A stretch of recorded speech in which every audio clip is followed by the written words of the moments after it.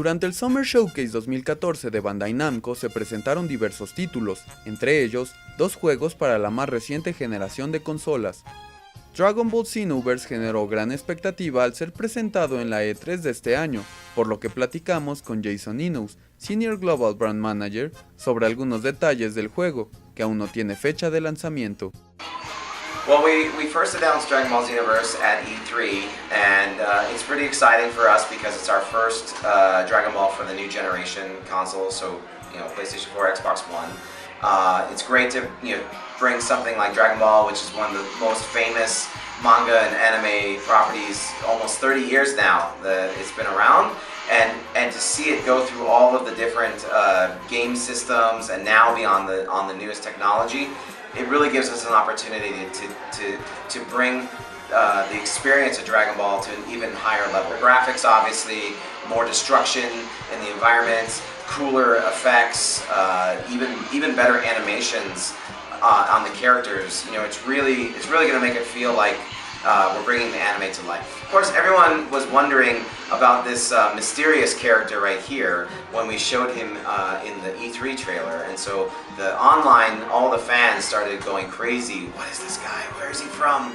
This character is actually you.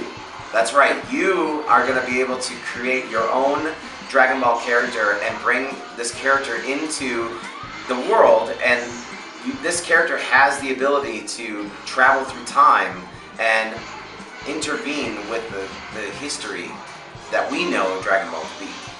So with the new system, we have a lot more detail to share, but you will actually be able to choose from different character types, and different character types have certain benefits and certain strengths, and you can also even choose like male or female types. You can imagine that each player has their own unique Dragon Ball character in the world, and we talked about the new city, the Toki Toki City, which is the hub where all of these warriors are going to gather. Sobre el desarrollo, Jason nos platicó por qué decidieron trabajar este juego con Dimps y no con Spike, siendo el segundo responsable de la serie Budokai Tenkaichi. So we're really happy to actually partner with Dimps for Dragon Ball Xenoverse for a couple of reasons. As you mentioned, Dimps worked on all of the original Budokai series for PlayStation 2, which is by far some of the most fan favorite, some of the most critically acclaimed versions of the game. Really, really fun to play. But they've also worked on other Dragon Ball games in the past, and relatively speaking, the games that Dimps made are usually considered better quality, and also the fans really like those games more than some of the other games. And over the years, a lot of fans continue to ask for, well, we'd love to see a Dragon Ball game like this, or we want to see more of adventure, we want to see more fighting. So this time around with the new consoles, we really want to try to build a kind of a new game that kind of takes a lot of influence from previous Dragon Ball titles, so that we can appeal to as many fans as possible.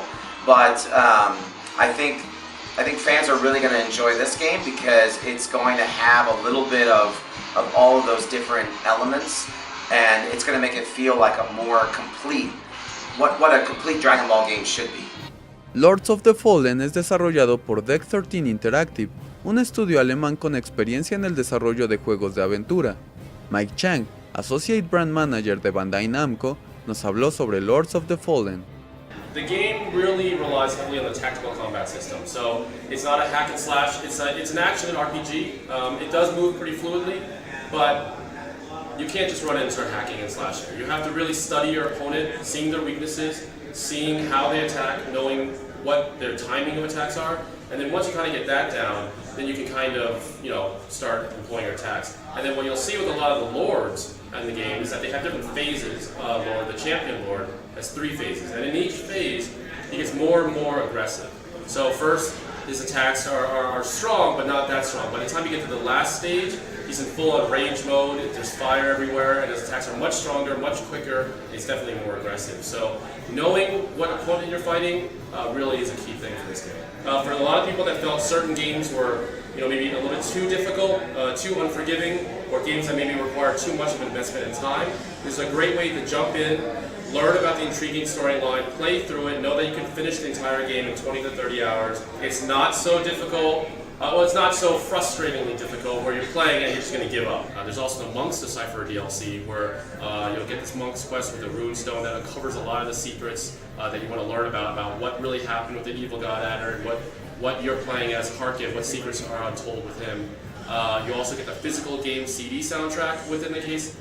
Estos son solo algunos de los juegos presentados durante el Bandai Summer Showcase 2014, así que no te pierdas nuestro próximo video para conocer más detalles sobre los nuevos títulos de Bandai Namco. Te informó hasta el último nivel Cartucho TV. Mira nuestros otros videos y no olvides suscribirte a Cartucho TV, informándote hasta el último nivel.